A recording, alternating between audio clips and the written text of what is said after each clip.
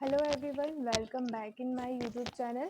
आज हम बात करने वाले हैं टीचर वर्सेस लर्नर मेथड की कि कौन से टीचर मेथड होते हैं एंड कौन से लर्नर मेथड होते हैं।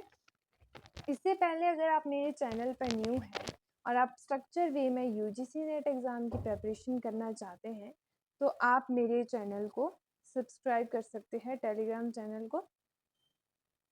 एंड इफ़ अगर आपको कोई क्वेरी है किसी भी चीज़ के रिगार्डिंग स्ट्रक्चर कोर्सेज PYQs या कोई भी क्वेरी है तो आपको कॉन्टैक्ट गिवन है, आप इस कॉन्टैक्ट में भी व्हाट्सएप या फिर कॉल कर सकते हैं।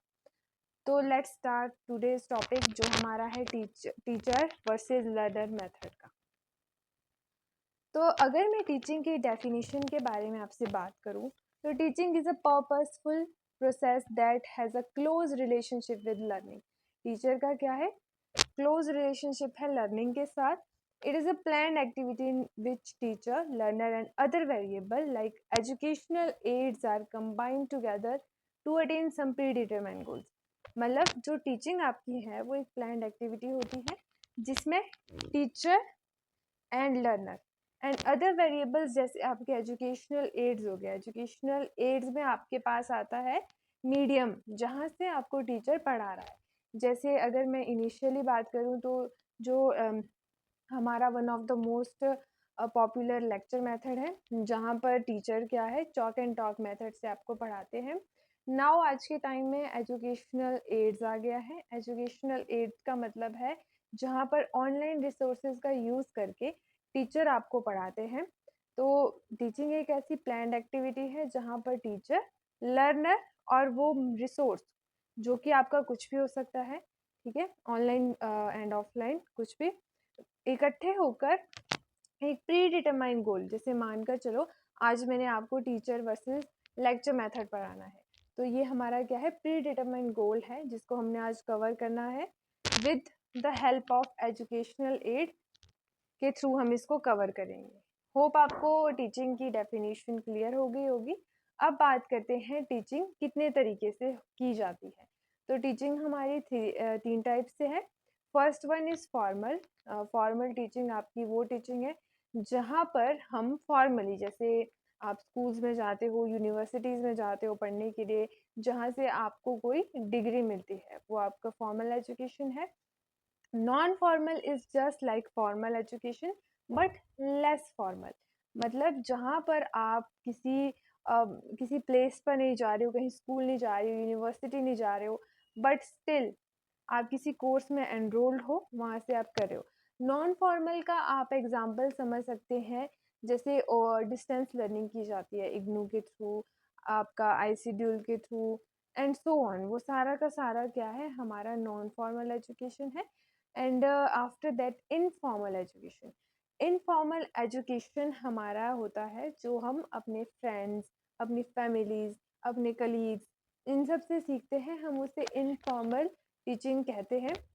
जहाँ पर आपको कोई डिग्री तो ग्रांट नहीं हो रही लेकिन आप सीख रहे हो with the help of your parents, teacher and so on.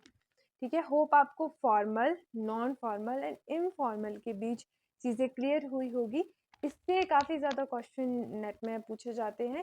मैंने भी आपके लिए PYQ आज की क्लास में रखा है तो आप एंड तक वीडियो को देखिएगा, उसमें आपका एक PYQ भी है, उसे आप सॉल्व करिएगा। नेक्स्ट है teacher centred teaching method. Teacher centred teaching method क्या होता है? Teacher is looked upon by the learner as an expert. यहाँ पर टीचर को एज एन एक्सपर्ट देखा जाता है। जो लर्नर है वो जो लर्नर होते हैं वो अपने टीचर पर पूरी तरीके से डिपेंडेंट होते हैं। आपने ऐसा छोटे बच्चों में देखा होगा कि मान के चलो अगर उनकी टीचर ने कुछ गलत भी लिख लिया है फिर भी वो ये एक्सेप्ट नहीं करते हैं कि उनकी टीचर ने कुछ गलत किया है, वो आपको यही बोलेंगे कि नहीं ये मेरी मैम ने लिखा है तो ये सही है। तो ये आपका टीचर सेंटर्ड टीचिंग मेथड में आता है। Learner are passive recipient of knowledge. Learner क्या करते हैं यहाँ पर पैसिवली चीज़ों को सुनते हैं और यहाँ पर लर्नर का रोल काफ़ी ज़्यादा पैसिव में होता है। लर्नर यहाँ पे एक्टिव पार्टिसिपेट नहीं करते हैं। एग्जाम्पल के लिए लेक्चर मेथड आपने देखा होगा इवन कि यूनिवर्सिटीज़ में ठीक है? जहाँ पर टीचर जो है, जो प्रोफ़ेसर है वो आपको लेक्चर देते हैं और जो लर्नर्स होते हैं वो पैसिवली लेक्चर को सुनते हैं। या फिर कोई वीडियो प्रेजेंटेशन चल रही है या कोई आपने बाहर से कोई टीचर है वो आपको वीडियो प्रेजेंटेशन के थ्रू बता रहा है। डेमोन्स्ट्रेशन में जैसे मान के चलो मेडिकल का कोई स्टूडेंट है, ठीक है? उसमें मान के चलो उनको सिखाया जा रहा है किसी पेशेंट को ऑपरेट करना। तो जो टीचर होगा वो डेमोन्स्ट्रेट कर रहा होगा कि इसको इस तरीके से करना है, इसको इस तरीके से करना है। बाकी जो लर्नर होंगे वो पैसिवली उनको देखेंगे कि वो किस तरीके से कर रहे हैं। एंड देन आपका आता है team teaching. Team teaching India में तो इतना ज़्यादा पॉपुलर नहीं है, but in other countries like USA, UK में ये काफ़ी ज़्यादा पॉपुलर है, जहाँ पर आपको 2 या 2 से ज़्यादा टीचर मिलकर पढ़ाते हैं। हम उसे टीम टीचिंग लर्निंग बोलते हैं। जैसे मान लो एक टीचर जो है वो पीपीटी एडजस्ट कर रहा है एंड दूसरा जो टीचर है वो आपको एक्सप्लेन कर रहा है। तो इस तरीके से टीम टीचिंग भी की जाती है।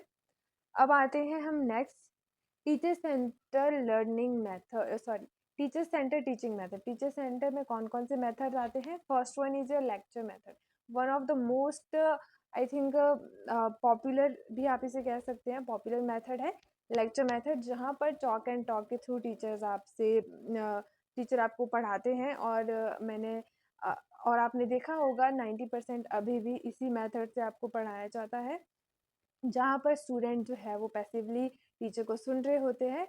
हाँ, जो लर्नर रहते हैं ना उनको क्या है, उनको एक तरीके से बोला जाता है कि अगर आपका कोई क्वेश्चन है, कोई क्वेरी है तो आप पूछ सकते हैं, बट फिर भी लर्नर का रोल यहाँ पे काफ़ी ज़्यादा कम होता है, टीचर का रोल यहाँ पे ज़्यादा होता है।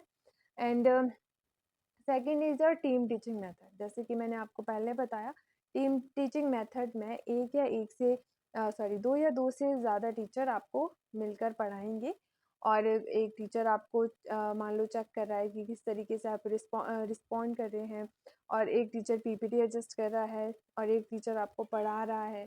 तो ये आपका होता है टीम टीचिंग मेथड में। थर्ड वन इज़ टीवी और वीडियो प्रेजेंटेशन। मान लो कोई स्कॉलर है, ठीक है? उनके साथ आपका इंटरेक्शन है, खास करके ये रूरल एरियाज़ के लिए, जो फिजिकली उनसे नहीं मिल सकते हैं, उनके लिए जो है वीडियो प्रेजेंटेशन रखी जाती है, जिसमें जो लर्नर है वो टीचर को सुनता है और वो पैसिवली उनको सुनता है। लर्नर का ज़्यादा रोल नहीं रहता, लेकिन आपका टीचर का मेन रोल यहाँ पे रहता है। तो ये मेथड्स हैं आपके 3, जहाँ जो टीचर सेंटर्ड है।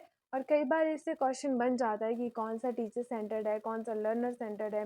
जैसे कि पिछला पीवाईक्यू बना था कि डेमोन्स्ट्रेशन मेथड जो है वो कौन सा है, लर्नर है या फिर आपका टीचर है। तो कई बार इसमें स्टूडेंट कंफ्यूज हो जाते हैं कि डेमोन्स्ट्रेशन है तो लर्नर मेथड होगा, पर नहीं, ऐसा नहीं है। डेमोन्स्ट्रेशन आपका टीचर सेंटर्ड में आता है, जहाँ पर टीचर बता रहा है कि किस तरीके से आपको कोई भी प्रैक्टिकल सॉल्व करना है, और जो स्टूडेंट होते हैं वो एक्टिवली उसको सुनते हैं कि किस तरीके से सॉल्व हो रहा है।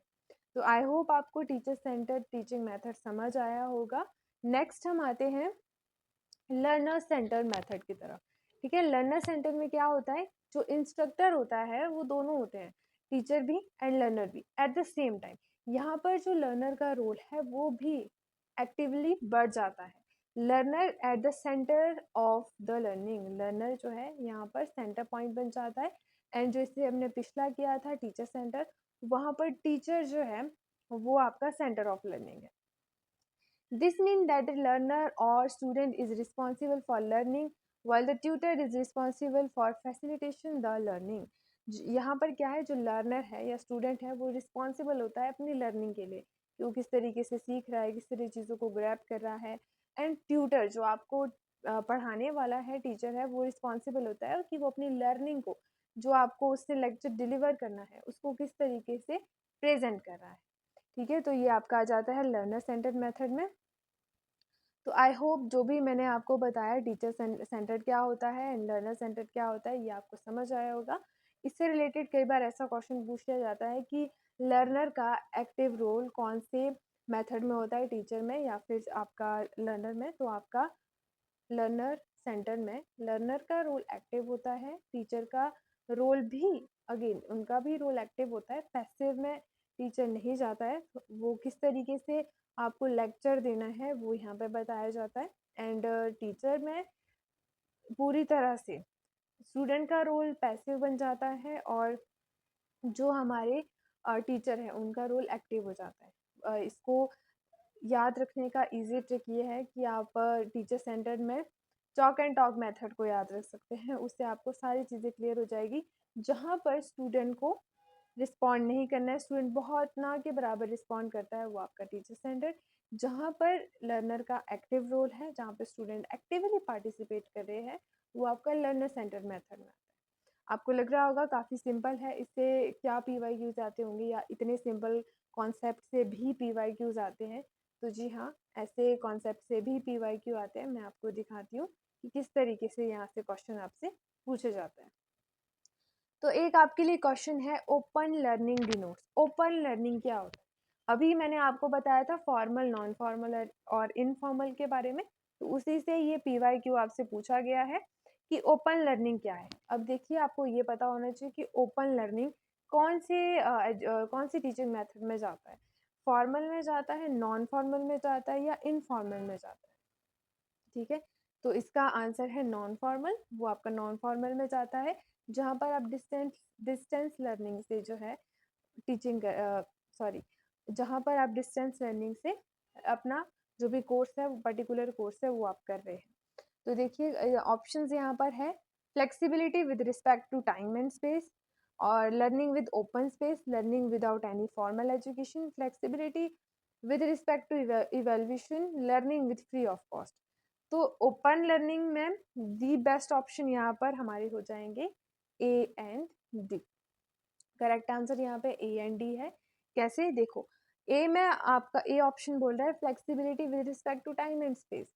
अब अगर आप इग्नू से स्टडी कर रहे हैं तो आपने वहाँ देखा होगा कि आपको टाइम का, स्पेस का पूरा फ्लेक्सिबिलिटी है। ठीक है, आपको ऐसा नहीं कि अभी 9 बजे आपकी क्लास है तो 9 बजे आपको जाना है।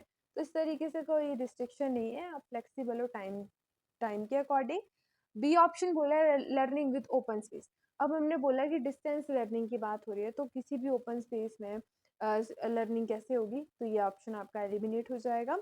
सी है learning without any formal qualification. अब आपने देखा होगा कि अगर आप इग्नू से कर रहे हैं तो भी क्या है, आपको वहाँ से क्वालिफिकेशन प्रोवाइड की जाती है। आप बीए कर रहे हो, बीएससी कर रहे हो, एमएससी कर रहे हो, वहाँ से सब सारी तरीके की आपकी क्वालिफिकेशन मिलती है। तो सी ऑप्शन तो आपका डायरेक्ट एलिमिनेट होना था। एंड डी है flexibility with respect to evaluation. Evaluation में आपको काफ़ी ज़्यादा इसमें फ्लेक्सिबिलिटी रहती है। And the last option is learning with free of cost.